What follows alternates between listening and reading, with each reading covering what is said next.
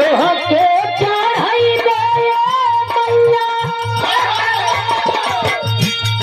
तोहके चढ़ाई दे मैया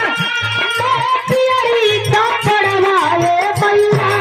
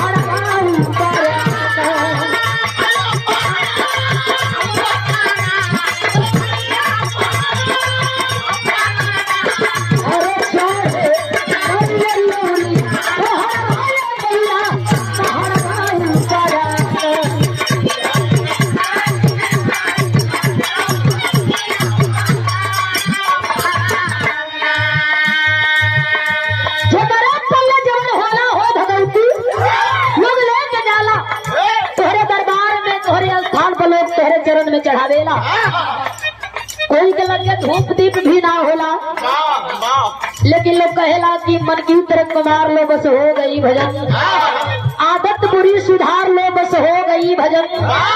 मन चंगा तो कठवतियों में धूप दीप ना होला तब वो मन चंगा होला तो हर प्यार दुलार मिल जाला यही लिए कह दिया ये बिटिया का तोहके चढ़ाई दे मैया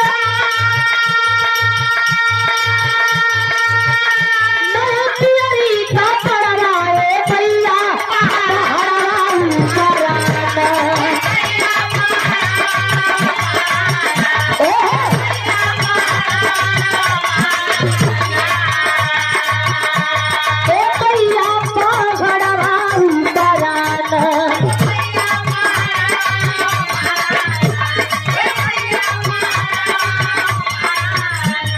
अरे चढ़े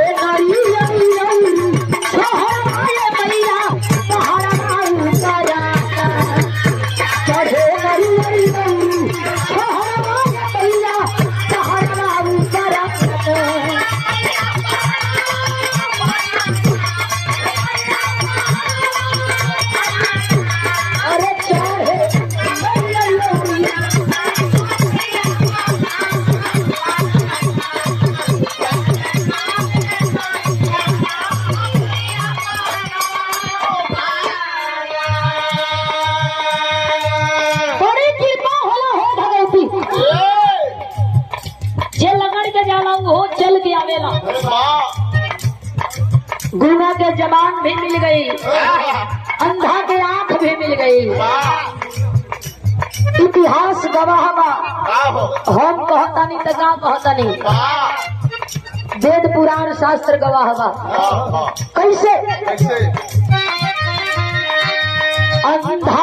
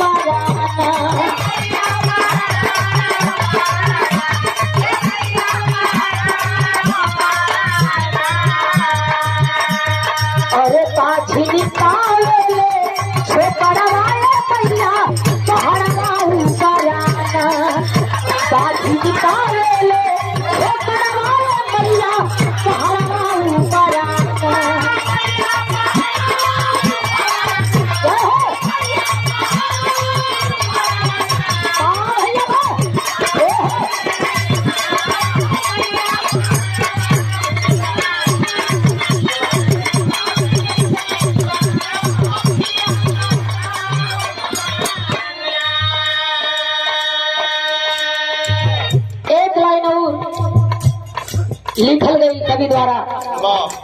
लोग कहेला कि कवि के बिना कलाकार भी अधूरा हुआ से रवि वहां पहुंचे कवि। एक लाइन और कवि जी लिखलन का, तुझे ना